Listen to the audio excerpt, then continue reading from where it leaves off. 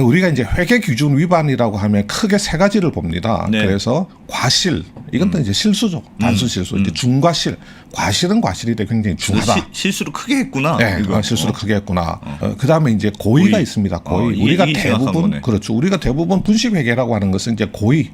이 고의라고 하는 것은 이렇게 회계 처리를 하면 안 된다. 회계 기준의 위반이라는 것을 알면서도 그냥 회계 처리를 해버리는 경우죠. 네. 예. 헬스케어의 상장 전후의 기간에 뭐 재고 평가라든지 여러 가지 이 회계상의 그 기준 위반 상황이 발생됐다고 보고 있는 것 같고요. 그때가 좀 예민했다고 생각하는 모양이네요. 네네네. 그리고 지금 당국은 그 고의 분식 회계로 보고 있는 것 같습니다. 이 고의 분식 회계 같은 경우는 그 고의의 동기가 중요합니다. 당국의 수사기관은 아니기 때문에 그 동기를 아주 명확하게 파악을 못할 때도 있는 거죠. 당국의 추정이 들어갈 수도 있습니다. 당국이 이놈들 이런 것 때문에 이렇게 했구나. 헬스케어하고 앞에 말씀드린 대로 셀트리온이 계속해서 그 시장 일각으로부터 좀 안 좋은 그 이미지 또 안 좋은 시각을 계속 받아왔던 거는 셀트리온이 만들어서 헬스케어에 그냥 넘겨주기만 하면 셀트리온 입장에서는 그냥 그대로 매출과 이익으로 그렇지. 반영이 되는 거고 헬스케어는 그것을 받아서 재고로 가지고 있다가 유통사의 외부에 판매를 해야지 이제 매출과 이익이 발생되는 구조로 돼 있는 그렇죠. 거죠. 그러다 그렇죠. 보니까 초기에는 헬스케어 재고가 굉장히 많습니다. 초기에. 자, 이 표를 한번 보시면 셀트리온의 렘시마라고 하는 이 바이오 시밀러가 유럽 시판 허가를 받은 게 13년 9월이죠.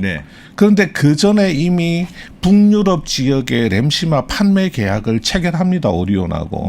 아마 이 앞에도 몇 개의 유통사들하고 계약을 체결을 합니다. 그러니까 시판 허가가 딱 나오고 나면 유통사들하고 판매 계약을 체결하는 게 아니고 이미 시판 그 허가 신청을 하는 단계, 그거보다도 조금 앞선 단계에서 우리가 이런 것을 개발을 하고 있고 그 품목 허가 신청, 시판 허가 신청이 들어갈 거다 하면서 이런 회사들하고 계약을 합니다.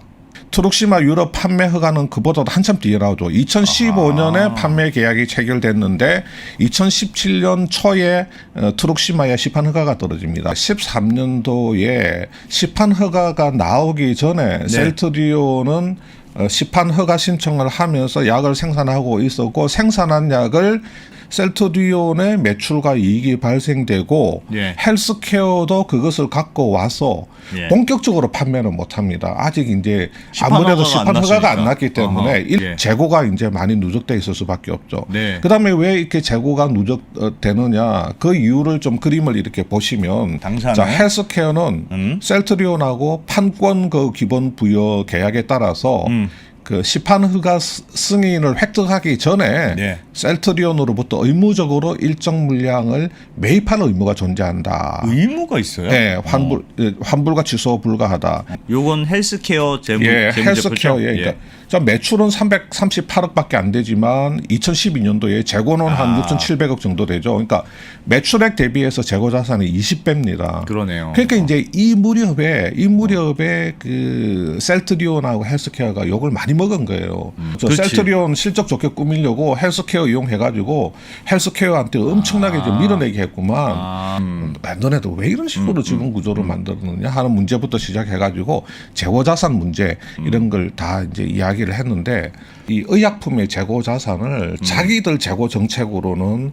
그 한 9개월 정도를 그냥 그 안전 재고 수준으로 본다는 겁니다. 의약품은 한 9개월 정도 재고는 계속 유지를 해놓고 가겠다는 겁니다. 9개월 정도 재고는 유지를 해놓고 가는데 셀트리온하고 헬스케어 간의 관계도 의무적으로 매입을 해서 일정 재고를 갖고 가는 거고 헬스케어하고 글로벌 유통사 간에도 재고 계약이 있습니다. 그래서 유통사들도 일정 재고 수준을 유지를 하는 걸로 계약이 돼 있습니다. 헬스케어하고. 꽤 쌓아놓는 게 당연한 관행이군요. 그러니까 상당히. 네. 다른 그 제약사나 바이오시밀러 회사에 비해서 상대적으로 셀트리온 그룹의 그 안전재고 이 규모가 많은 건 사실입니다. 20배.